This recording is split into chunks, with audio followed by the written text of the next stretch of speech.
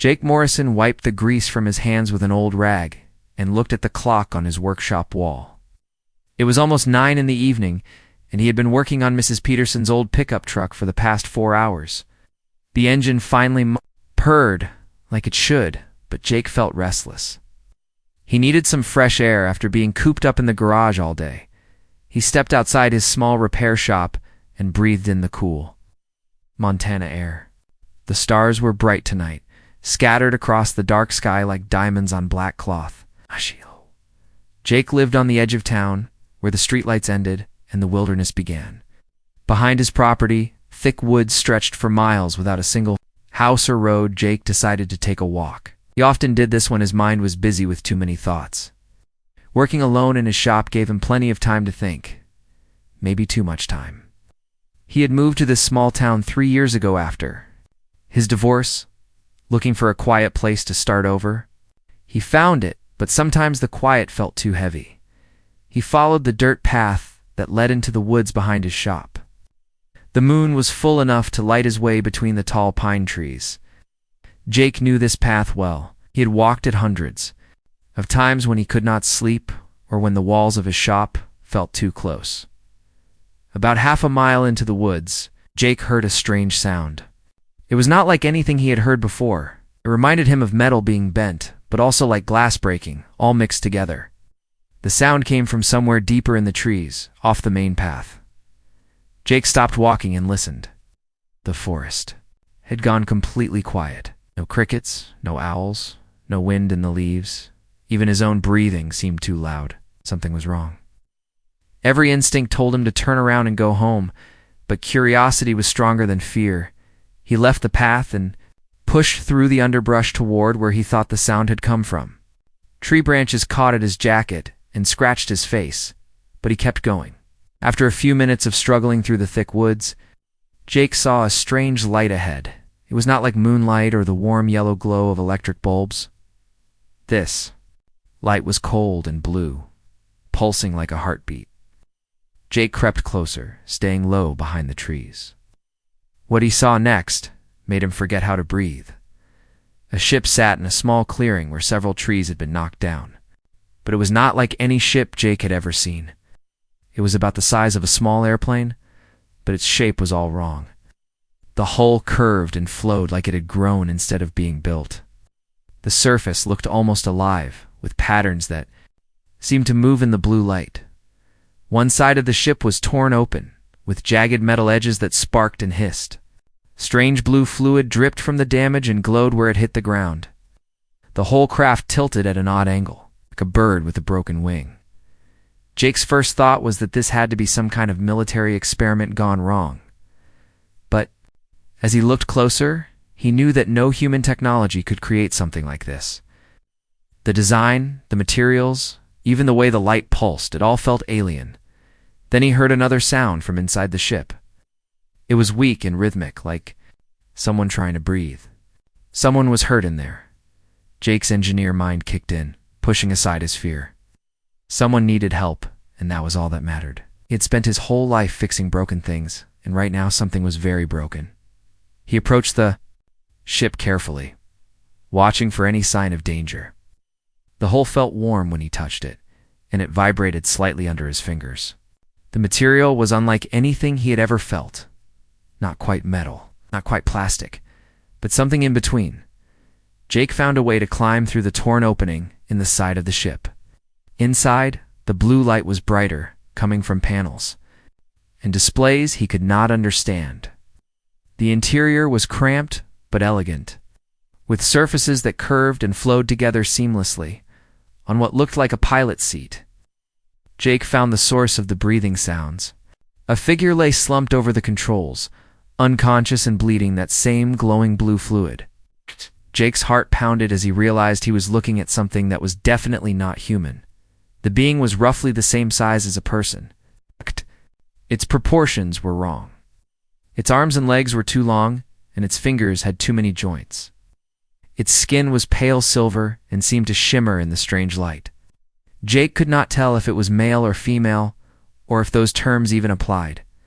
The creature had several wounds on its torso where the blue fluid seeped out. Jake could see that it was breathing, but the breaths were shallow and getting weaker. Whatever this being was, it was dying. Jake made a decision that would change his life forever. He carefully lifted the alien from the pilot's seat and carried it outside. The being was lighter than he expected, and its skin felt cool and smooth. Jake tried not to think about what he was doing as he carried it through the woods back to his shop. He had always been the kind of person who helped others, whether it was fixing their cars for free when they could not afford it or helping neighbors with their problems. This was just another creature that needed help, even if it came from somewhere among the stars. Jake laid the alien on the workbench in his shop and turned on all the lights. Under the bright fluorescent bulbs, he could see the wounds more clearly. They looked like cuts from sharp metal, probably from the ship's damaged hull. The blue fluid was definitely blood, though it glowed like nothing on Earth. Jake had taken first aid classes when he worked at the big engineering firm in the city. He knew how to stop bleeding and treat wounds, at least on humans. He hoped the same principles would work here. He cleaned the wounds as gently as he could and used bandages to stop the bleeding. The alien's blood felt warm and tingly on his skin, but it did not seem to be dangerous. As he worked, Jake noticed that the creature's breathing became steadier and stronger, with the alien stable for the moment. Jake went back to the ship. If this being was going to survive, it would need its ship to be fixed. And fixing things was what Jake Morrison did best. Jake spent the entire night working on the alien ship. He had moved it piece by piece into his workshop, using his truck and some heavy chains. The ship was damaged badly, but Jake could see patterns in how it was built. Everything connected in ways that made sense once he understood the logic behind it. The power source was unlike anything he had ever seen. It hummed with energy and glowed with the same blue light as the alien's blood. Jake was careful not to damage it as he worked around the broken systems. He used parts from old car engines, electrical wire from his spare supplies, and even some copper pipes from his plumbing kit. Jake had always been good at seeing how things worked. Even as a kid, he took apart radios and televisions just to understand them. His ex-wife used to joke that he could fix anything except their marriage. Maybe she was right about that. But tonight his skills were keeping someone alive. As the sun came up, Jake heard movement from his workbench.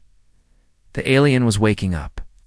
Jake wiped his hands and walked over slowly, not wanting to frighten the creature.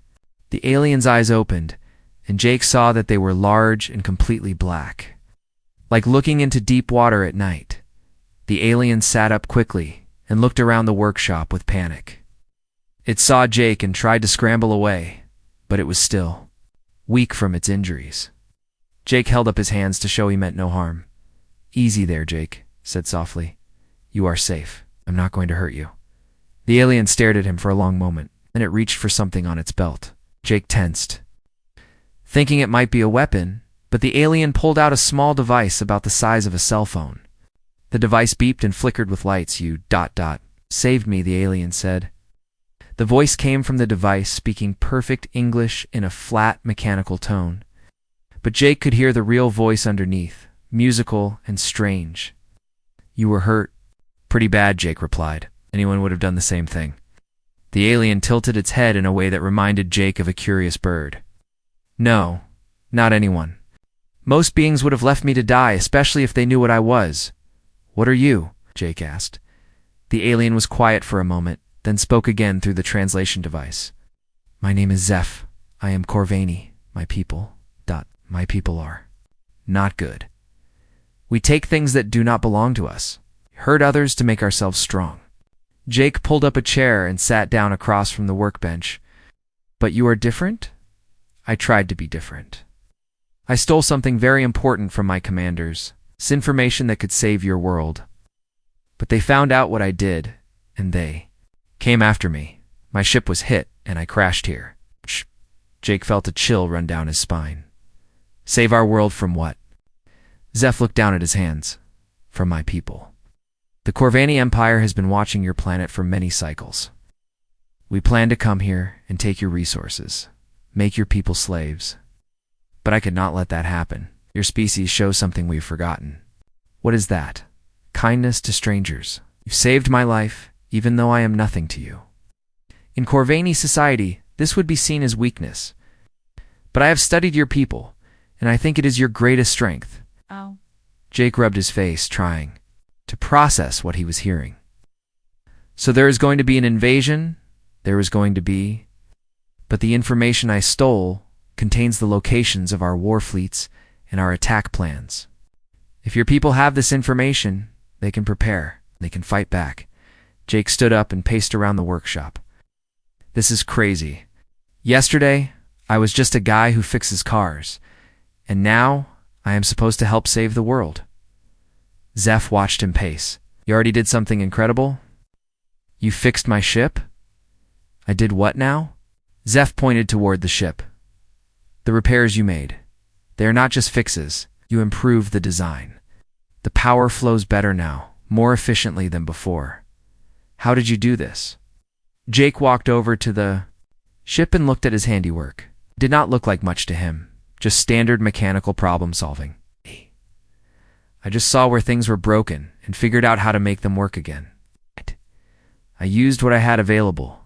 But that is exactly what makes it remarkable, Zeph said, climbing down from the workbench. Your people think differently than we do. We build things one way because that is how they have always been built. But you saw a better way. Zeph moved to the ship and ran his long fingers over Jake's repairs. This joining here, where you connected the power coupling with your metal tubes, our engineers would never think to do this. They would say it is too simple, not elegant enough. But it works better than our original design. Jake felt a strange mix of pride and worry. What does this mean? It means your people have something. My people need, not your resources or your labor, but your way of thinking, your creativity. Before Jake could respond, he heard vehicles approaching outside. Car doors slammed, and heavy footsteps crunched on the gravel outside his shop. Jake looked out the window and saw 3 police cars and an unmarked black SUV parked in his driveway. Jake Morrison, a voice called out through a megaphone. This is Sheriff Cooper, we need to talk to you. Come out with your hands visible. Jake looked at Zeph, who had gone very still. Did you know they were coming? No, Zeph said quietly. But they are not your only visitors. Zeph pointed up at the ceiling. Through the skylight, Jake could see shadows moving across the morning sky. 3 massive shapes blocked out the sun, hovering silently above his property. They were dark and angular, nothing like Zeph's organic-looking ship. My people found me, Zeph said. They tracked my ship's energy signature. Improvements you may have made it stronger, easier to detect. Jake felt his stomach drop. Are they here to take you back? Yes, but now they will be interested in you too. You have shown them something they thought was impossible. Human who can improve Corvani. Technology. The megaphone crackled again. Jake, we know you are in there. We have reports of unusual activity in your area. Just come out and talk to us. Jake looked between the police outside and the alien ships above. What happens now? Zeph moved to his ship and began powering up systems that Jake had repaired. Now we find out what your people are really made of, and whether kindness is truly stronger than fear. The ship's engine hummed to life, running smoother than it ever had before. Jake's repairs had not just fixed it, they had made it better. Outside, the police were shouting, and the alien ships above cast long shadows over the small town that had been Jake's quiet refuge. Everything was about to change, and Jake Morrison, small-town mechanic, stood at the center of it all. Jake stepped outside his workshop with his hands raised. The morning sun felt different now, filtered through the shadows of 3 massive alien ships hanging in the sky above his property. Sheriff Danny Cooper stood behind his patrol car with his gun drawn, but his eyes kept moving up to the ships overhead.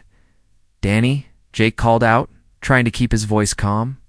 This is going to sound crazy, but I need you to listen to me. What the hell is going on here, Jake? Sheriff Cooper shouted. Back. We got reports of strange lights and sounds coming from your place all night. And now we got these things in the sky. Jake could see other officers behind their cars, all looking terrified. The black SUV's doors opened, and 2 people in dark suits got out. They looked like federal agents, the kind Jake had seen in movies. One was a tall woman with short gray hair, and the other was a younger man with nervous eyes.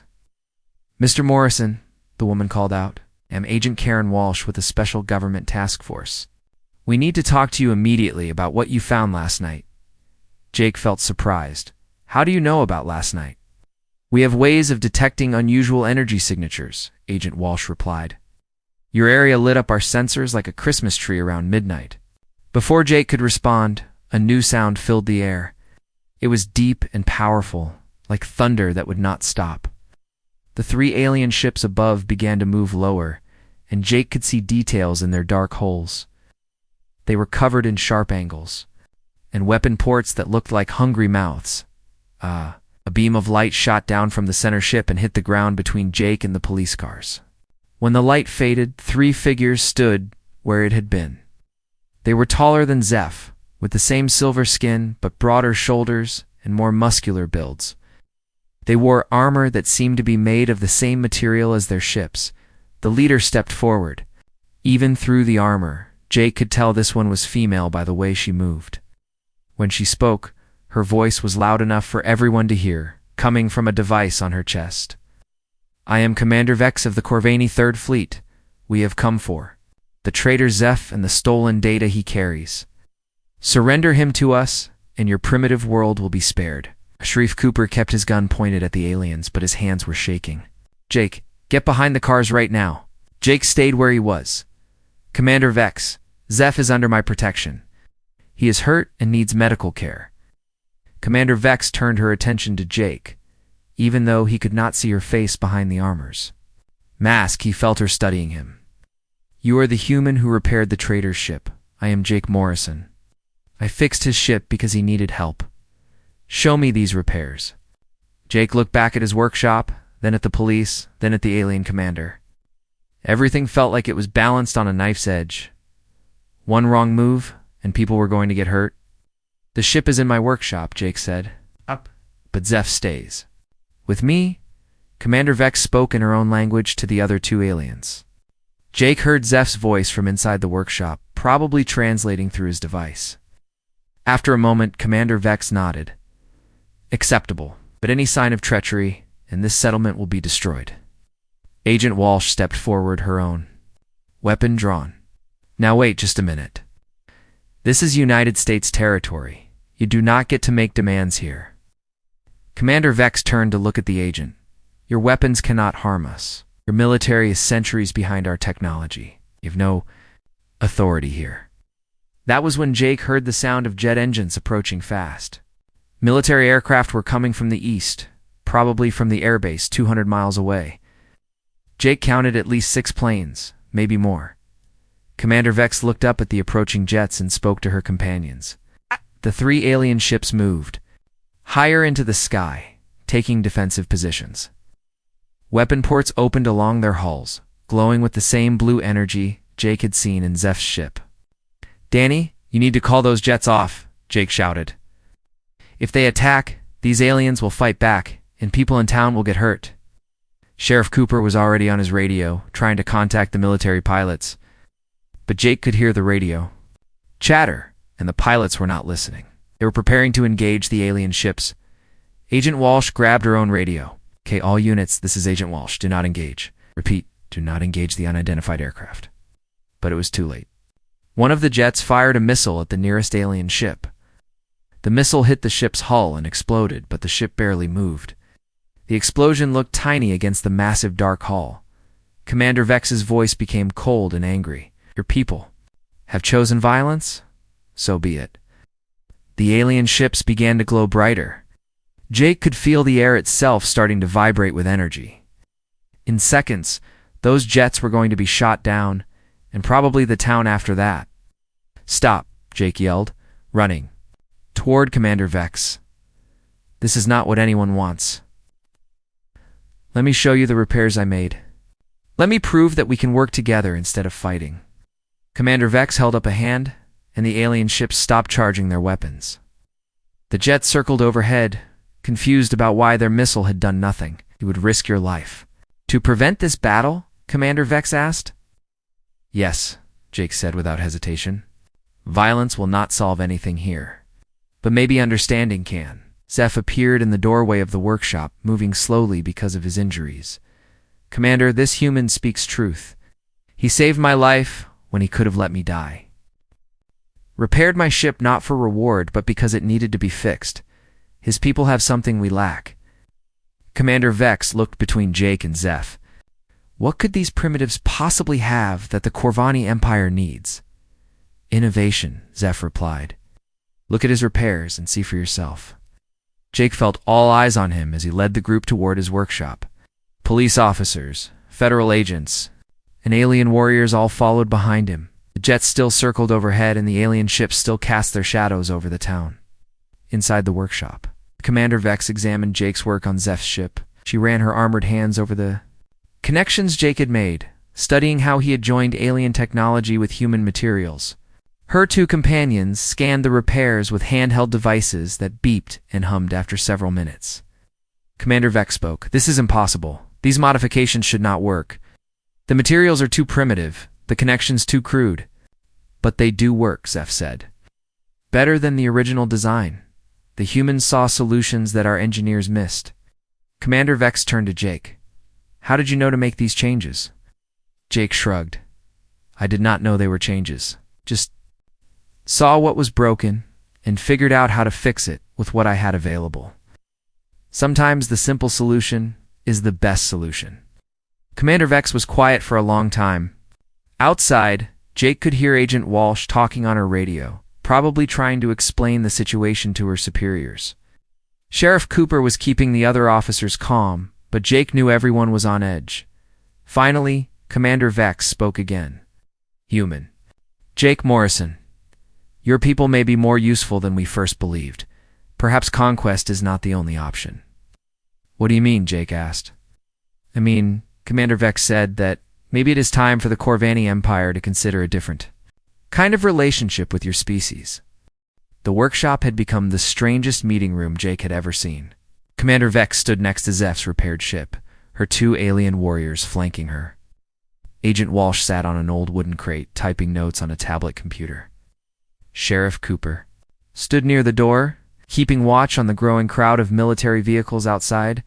Commander Vex had removed her helmet, revealing a face that was sharp and elegant. Her eyes were the same deep black as Zeph's.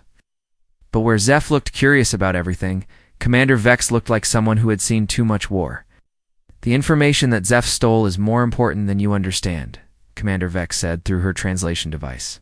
It is not just about your world. It concerns a threat that could destroy all life in this galaxy. Jake sat on his work stool, still trying to wrap his head around everything that had happened. What kind of threat? The Devourers, Zeph answered. They are not like us. Do not build civilizations or make art or ask questions about the universe. They only consume. Entire worlds, entire species, everything they touch becomes nothing. Commander Vex nodded. For 50 cycles, the Corvani Empire has been fighting them. We thought we were strong enough to win alone. We were wrong. The Devourers are spreading faster than we can stop them. Agent Walsh looked up from her tablet. So the Corvani Empire conquers other worlds to build an army against these Devourers? Yes, Commander Vex replied. We needed resources, technology, soldiers. We took what we needed from weaker species. It was the only way we knew how to survive. Oh, jeez. Jake stood up and walked to the window. Outside, he could see news vans arriving from the nearby city. Helicopters circled overhead, and more military trucks lined the road. His quiet little town was about to become the center of the world's attention. But now, you think there might be another way? Jake asked. Commander Vex gestured toward the repaired ship. Your modifications prove that your people think differently than we do. In one night, you improved technology that our best engineers have worked on for generations. If we could combine your innovation with our resources, we might actually have a chance against the Devourers. Zeph moved closer to Jake. The stolen data I carry contains proof of what Commander Vex is saying. Locations of Devourer fleets, battle plans, everything. But it also shows how badly we are losing the war. Without help, the Corvani Empire will fall within 10 cycles. And then the Devourers will come here, Jake said quietly. Commander Vex confirmed. Your world is young and rich with life. The Devourers will find it eventually, whether we are here to protect it or not. Sharif Cooper spoke up from the doorway. Jake, I got General Hayes on the radio. She wants to talk to you. Jake walked over and took the radio handset. This is Jake Morrison, Mr. Morrison. This is General Patricia Hayes, Commander of North American Defense. I am flying in from Washington with a full military escort. Do not make any agreements with these aliens until I arrive. General, I am not making agreements. I am just trying to understand what is happening. What is happening is first contact. With an alien species that is admitted to being conquerors, every decision made in the next few hours could determine the future of human civilization. Da. Jake looked around the workshop at the strange group of people and aliens. The future is already being decided right here. After Jake ended the radio call, Commander Vex approached him. Your military leader does not trust us. That is wise. We have given no reason to be trusted. But you are asking us to trust you now, Jake said. I am asking you to see the truth. The Devourers are coming whether we work together or not, alone. Both our species will be destroyed. Together we might have a chance. Agent Walsh stood up from her crate. What exactly are you proposing? Commander Vex looked at Jake as she answered. An alliance. We provide your people with advanced technology and protection from the Devourers. Your people provide us with engineers and scientists who can think in ways we cannot. You want to turn Earth into a weapons factory, Agent Walsh said? To turn Earth into a partner, Commander Vex corrected. The Corvani way of forcing cooperation has failed. Perhaps the human way of choosing cooperation will succeed. Jake walked back to the repaired ship and ran his hand along one of his modifications. The metal felt warm under his fingers, and he could feel the energy flowing through the connections he had made. What happens if we say no? Commander Vex was quiet for a moment. Then we will leave. We will not force you to help us. But when the Devourers come, you will face them alone. And if we say yes, then we begin working together immediately. The first Devourer scouts could arrive in your system within one cycle. We need to be ready. Zeph stepped forward. Jake, I have studied your people for many cycles. You are not like the Corvani. You do not make decisions based on fear or the desire for power. You make decisions based on what is right. What do you think is right? Before Jake could answer, the sound of helicopters grew louder outside. Sharif Cooper looked out the window and reported what he saw. Military convoy coming up the road. Looks like the general is here. Commander Vex put her helmet back on. Your leaders will want to study us, question us, probably try to imprison us. They will not trust our words. Then we will have to show them proof, Jake said. You said Zeph has data about the Devourers. Can you show us what they look like? What they do to worlds, they attack. Zeph nodded and activated a device on his belt. A holographic image appeared in the air above his hand. It showed a planet that looked like Earth, green and blue and beautiful. Then the image changed, showing the same planet covered in a gray, crawling substance that seemed to eat everything it touched. This was Corvex Prime, Zeph said quietly. Our homeworld fell to the Devourers 6 cycles ago. 3 billion Corvani lived there. Now there is nothing but empty rock. The image changed again, showing ships that were not built, but grown. Organic-looking vessels that moved like living creatures through space.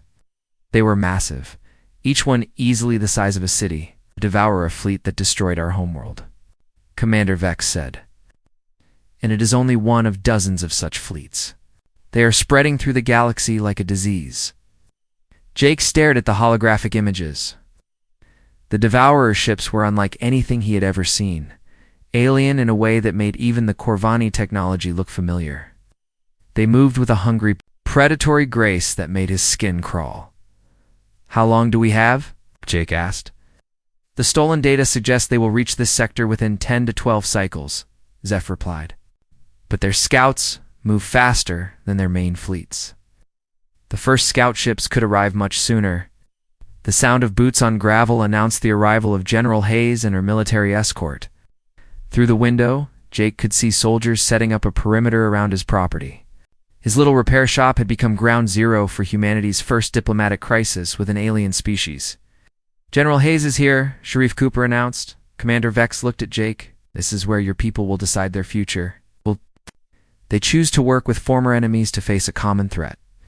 Or will fear and suspicion doom both our species?" Jake took a deep breath and walked toward the door to meet the general. He was still just a small-town mechanic, but somehow he had become humanity's first alien ambassador. The weight of that responsibility felt heavier than any broken engine he had ever lifted. Outside, the world was waiting for answers that Jake was not sure he had. But he knew one thing for certain. Whatever happened next, there was no going back to his quiet life of fixing cars and walking alone in the woods. The universe had become a much bigger and more dangerous place overnight. General Patricia Hayes was not what Jake had expected. She was shorter than him, with gray hair and kind eyes, but when she spoke, everyone listened. She had arrived with enough military equipment to fight a small war. But she came into Jake's workshop with only 2 aides and her sidearm holstered. "Mr. Morrison," she said, extending her hand, "I understand you have had quite an interesting night." Jake shook her hand. "General, I am just a mechanic who tried to help someone who was hurt. I never expected any of this." How General Hayes looked. Around the workshop, taking in the alien ship, the Corvani warriors, and all the strange technology scattered on Jake's workbenches. Sometimes history chooses ordinary people to do extraordinary things. The question is whether you are ready for what comes next. Commander Vex stepped forward. "General Hayes, we have little time for long discussions. Our sensors detect Devourer scout ships entering the outer edge of your solar system. They are moving faster than we expected." The general's expression hardened. "How long do we have?" Zeph activated his holographic display again, showed a map of the solar system with several red dots moving past the orbit of Pluto. 3 days, maybe 4 before they reach Earth." "That is impossible," one of the general's aides said. "Our deep space monitoring would have detected ships that large." "Your technology cannot see them until they want to be seen," Commander Vex explained. "The Devourers do not announce their arrival."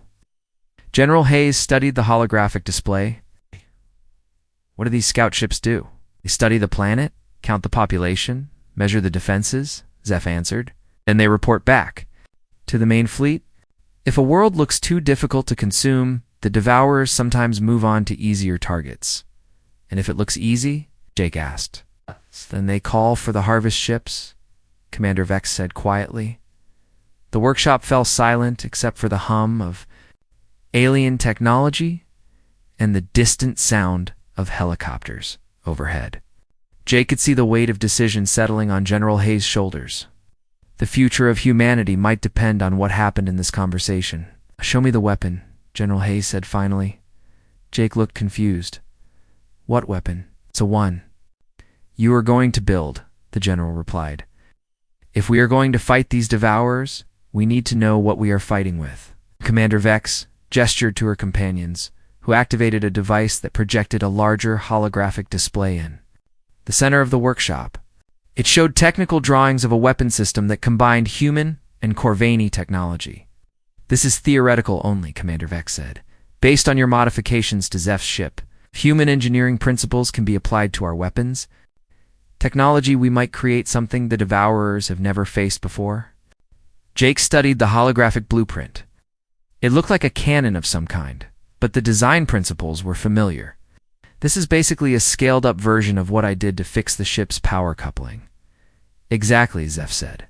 "Billy found a way to make energy flow more efficiently. Applied to a weapon system, this could increase firepower by 300%. General Hayes looked at Jake. "Can you build this?" Jake scratched his head.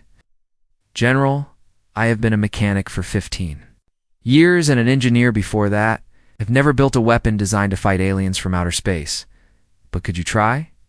The general pressed before Jake could answer. Alarms started going off on the Corvani devices. Commander Vex spoke rapidly in her own language with her warriors, then turned to the humans. "The scout ships have changed course. They're accelerating toward Earth. We have less time than we thought." Agent Walsh, who had been quietly taking notes through the entire conversation, finally spoke up. How much less time?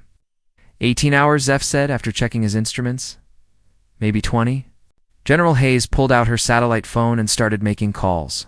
Within minutes, she was speaking directly to the President of the United States. Jake could only hear one side of the conversation, but it was clear that decisions were being made at the highest levels of government. When the general finished her calls, she looked at Jake again. Mr. Morrison, I have authorization to offer you, and the Corvani, full support from the United States military. Can you build a prototype of this weapon in 18 hours? Jake looked at the holographic blueprint again, then at his workshop full of car parts and basic tools. General, I am going to need a lot more equipment than I have here. Whatever you need, General Hayes said. I can have materials and personnel here within 2 hours. Commander Vex spoke up. We will provide our advanced components and technical support, but the key innovations must come from human engineering. Our people have tried to build weapons like this for generations and failed. Jake walked over to his workbench and picked up a wrench, feeling its familiar weight in his hands. There is something you all need to understand. I am not a weapons designer. I fix things that are broken. I make things work better. If I do this, I am not building a weapon to hurt people. I am building a tool to protect them. That is exactly why you are the right person for this job, General Hayes said.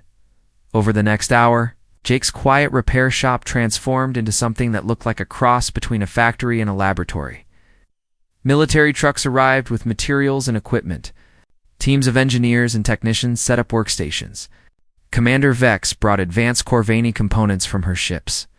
Jake found himself at the center of it all, directing human and alien specialists as they worked to build something that had never existed before.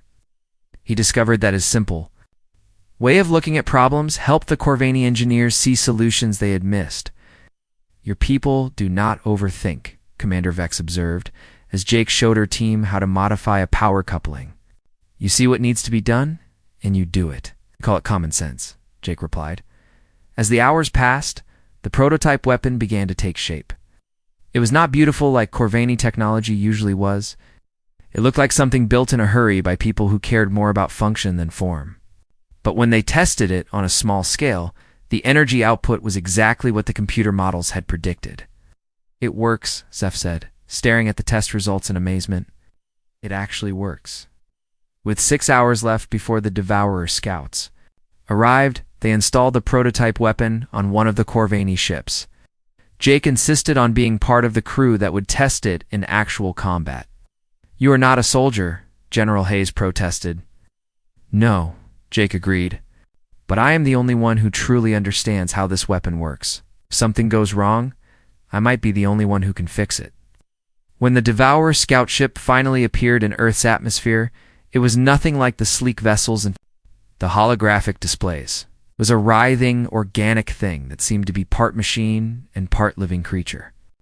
It moved through the sky like a giant jellyfish, pulsing with sickly light. Jake sat in the gunner's position of the Corvani ship, his hands on controls that felt alien but somehow familiar. Through the view screen, he could see the Devourer scout, turning toward them, opening what might have been a mouth or a weapon port. Fire, Commander Vex ordered. Jake pulled the trigger. The weapon Jake had built fired a beam of pure energy that struck the Devourer scout dead center. For a moment, nothing seemed to happen. Then the alien scout began to dissolve, its organic hull breaking apart like it was made of sand. The scout ship was destroyed completely, leaving only empty space where it had been. Impossible, Commander Vex whispered. Our weapons have never been that effective against Devourer ships. Jake leaned back in his chair, exhausted but amazed. Sometimes the simple solution really is the best solution. 6 months later, Jake's repair shop had become the headquarters of the Human Corvani Alliance. Engineers and scientists from both species worked together in laboratories that had been built around his original workshop. They were developing new technologies and weapons based on the principles Jake had discovered. Jake still fixed cars sometimes, when he needed to think, or when the complexity of interstellar engineering became too much. But mostly he worked with teams of humans and aliens, solving problems that would protect both species from the Devourer threat. The war against the Devourers was far from over. But for the first time in generations, the Corvani had hope. And Earth had become not a target for conquest, but a partner in the fight for survival. Jake Morrison had started as a small-town mechanic who just wanted to help someone in need. He had become the bridge between two species and the creator of humanity's first defense against the darkness between the stars.